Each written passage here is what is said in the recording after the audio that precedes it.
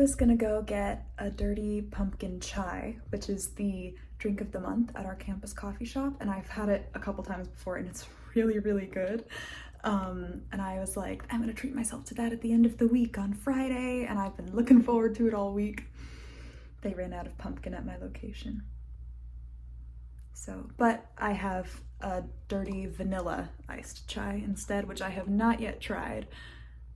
So it's still fall because of the chai, but yeah, I was like, I'm gonna have a cozy fall day with my dirty pumpkin chai, but now it's vanilla, which I love vanilla, so let's try it. Still good.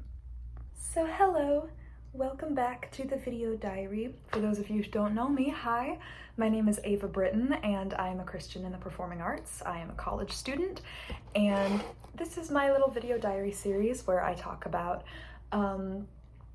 different life things while trying to navigate being a Christian in the performing arts, especially as a young woman in college and all that stuff. And I just kind of take you through some of my days. That might be a chill day or it might be a super busy day, just depending, because it's kind of no in between. So for instance, today it is about like 10:35 at on a Friday morning. Normally I have just my public speaking class at 9 a.m., but they said that in-person participation is not mandatory, so instead I got coffee and did my work from home, which is the best decision I've made all day. I get to do a couple of assignments for my different classes. I actually don't have that much to do this week, which is a pleasant change. And I just now remembered that I also have a costume fitting today. I've mentioned this in every vlog, but if you haven't seen the vlogs yet, I'm currently in my school's production of Beauty and the Beast as a flower vase. And so I have tried on my period dress costume, which goes underneath the vase, and that's what I wear when I'm human again. But today I'm trying on the actual vase, and Mrs. Potts Reese yesterday at rehearsal was telling me, like, have you seen your vase yet? It's so pretty and cute, and like, but you'll still be able to move around. And so I'm like, okay, cool. So I'm really excited to see it. That's in like an hour. So before I go to my costume fitting, I'm gonna enjoy my dirty vanilla chai, and I'm going to finish up an outline for my humanities essay. Yeah, and I might do some editing of the last vlog, so yeah. I just realized that I'm playing the flower vase and I have flowers on my shoes. These shoes were on my wish list for like over a year, and I'm not a gift person at all, but I just saw these shoes and I'm like, that is me personified as a shoe. Yeah, I'm still like warming them up, getting used to wearing them, so I probably won't wear them to the costume fitting, but yeah, I like to wear them around the apartment because they're just adorable. Okay, it is about 15 minutes before my costume fitting, so I'm gonna head over there now.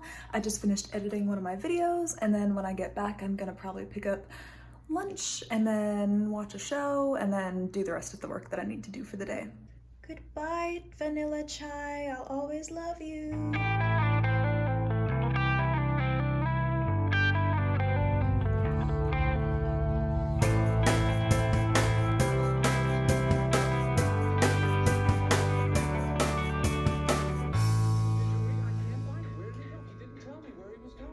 Hi, hello. If we're measuring my day in how empty this drink is, that's what we're doing. The ice has melted by now and it's fairly watered down, but still a surprising amount of flavor despite it being watered down now. Yeah, it's about 2 p.m. I still have not been able to start my work because the costume fitting went longer than I anticipated, so then I got lunch, and then I had an appointment to get to that I had forgotten about, so I just got out of that appointment, and now I am going to start my humanities outline and my acting essay, and then work on some more audition stuff because we're always auditioning. Yeah, so this can just be a little chill study with me session.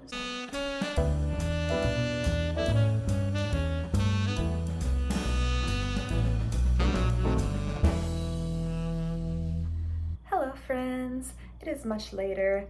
I finished that one assignment that I'd been putting off for, how long has it been? A week? Something like that. I just wanted to touch on something that kind of connects to what I was talking about in the last episode, which was me talking about, now that I'm less pizza brain word jumbled, maybe I can summarize it better, but it was basically this idea of me wasting my energy trying to predict the outcomes of different possible prospects, and then realizing that it was much more freeing to just let God handle it. And realizing, like, no matter what the outcome is, I can trust that he has my best interest in mind. And so I'm wasting my energy trying to assume what might happen based on the logic of this world, because God's logic makes no sense to us. So there's no point in trying to piece together how he's going to work in our lives, and we can just trust that he knows what he's doing. And today I kind of wanted to explore that concept a little bit more, but this time in the sense of my love life. So we're gonna get really personal really fast. But real quick, I'm refusing to take off my flannel because fall vibes, so I'm just gonna turn on the fan instead. Can you hear it? Okay. I'm not gonna name names. I'm not gonna go into too much detail because this is on the internet. So I'm just gonna be extremely vague, but I did start crushing on someone a little bit this semester. Yeah, and that's not very common for me. Like, I'm not someone who has a long history of people I've had a crush on, and it usually takes me a while to recognize that I have a crush on someone anyway. At a certain point in when I got to know him, it got to a point of just feeling this, like, ununderstandable warmth and comfort when I was around him, which is a really good sign for a possible relationship. And plus I knew he was a Christian as well, and we just had several things in common. So, but that whole time that I had been single, I've been praying that I would know when that guy entered my life, and that I would just be able to feel it. And it had been so long since I last had a crush on someone, so, like, we're talking several years here.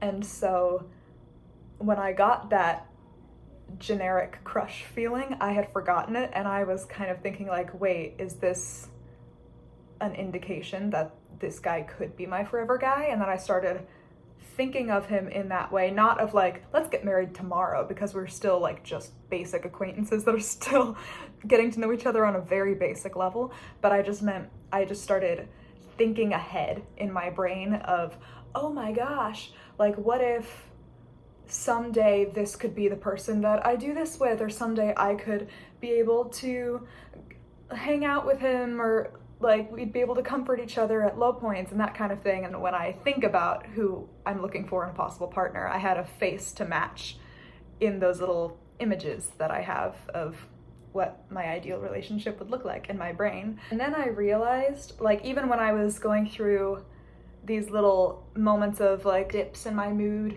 like, not anything drastic, just, like, mundane things, I would start to remember that there's a new prospect for a possible guy in my life, and I would imagine him being there beside me, and as if he was my boyfriend, and it was like, it gave me that same sense of peace and comfort. And I still didn't really know the guy. It was just kind of like, he's an option.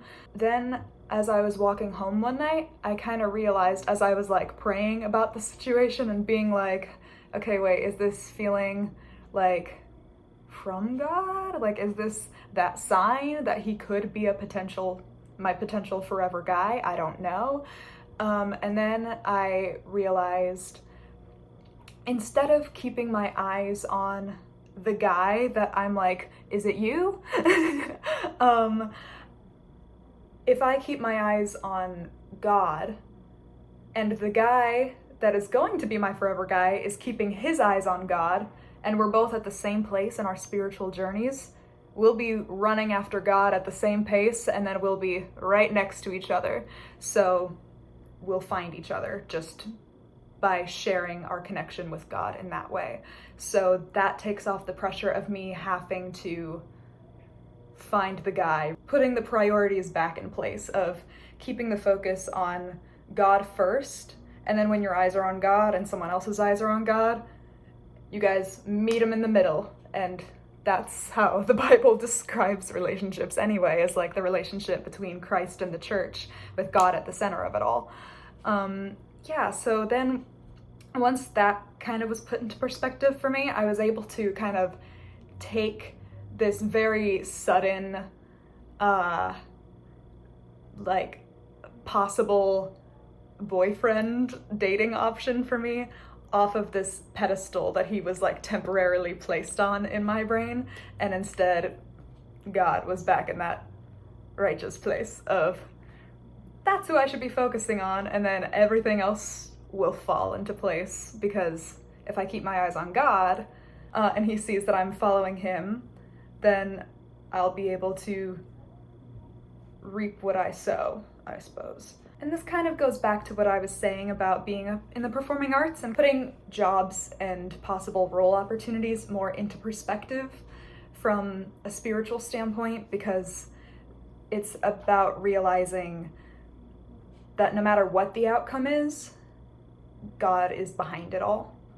And, well, sometimes he may not be behind certain casting decisions, but he will always find a way to take into account the sins of the world and turn it into something good, or he will simply work through people who are keeping their eyes on him.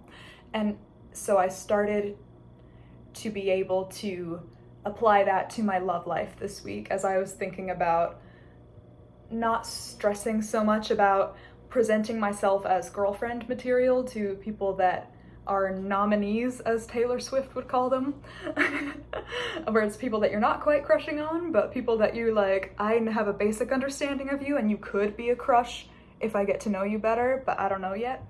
And instead just focusing on being myself and being friends with people, and that's the goal right there.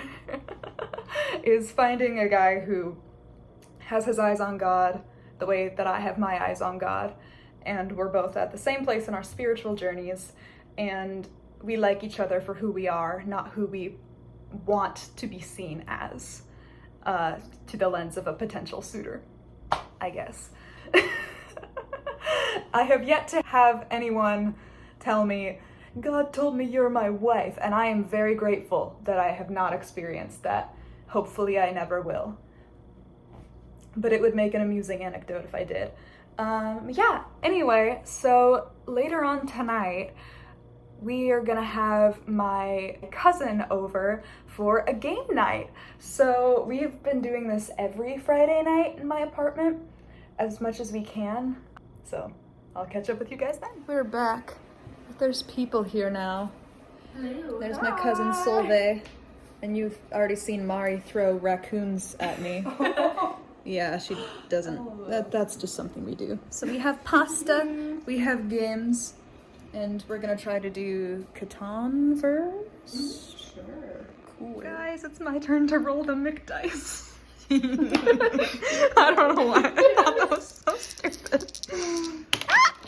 Well, You dropped the McDice. well, it's on 2. I'm being honest about it. I knocked my road and my house over. No. It's just a little earthquake. Just but a Just a flesh little wound. Okay. All right. So 5. 5. 5. All right.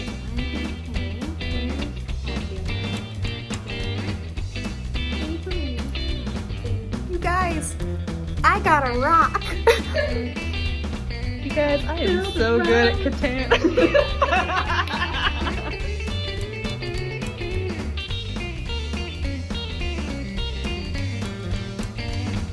Inevitably during game night, we come to a point where Mari and I are always beefing with each other. So currently, I have wielded the power of the robber against her and taken away her most valuable resource. It's better. This is a Christian vlog, Mari! I thought you were doing this. You are cut from the vlog. No! She rolled a 7. No. Sorry, you're caught in our war. It's okay. It's okay. I strongly dislike you. The McDice have spoken. Yoink. It's just a cold war. Literally, I go, we were talking about the numbers we needed more of, and I go, we need more 7s. And then I rolled dramatically for a long time, and this is God's will for my life. Blasphemy.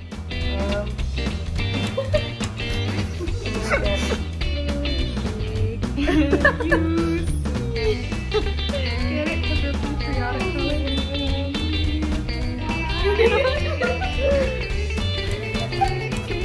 Wow. Just go on and win, why don't you? I was about to build a city too, guys. I was saving up to exchange for hay. And then I just gave up. I just gave up. Game night is over. We did. It is over. We're tired. It's like 10 p.m. so we need to be heading out. But it's nice hanging out with y'all. And y'all. It was fun. Good night.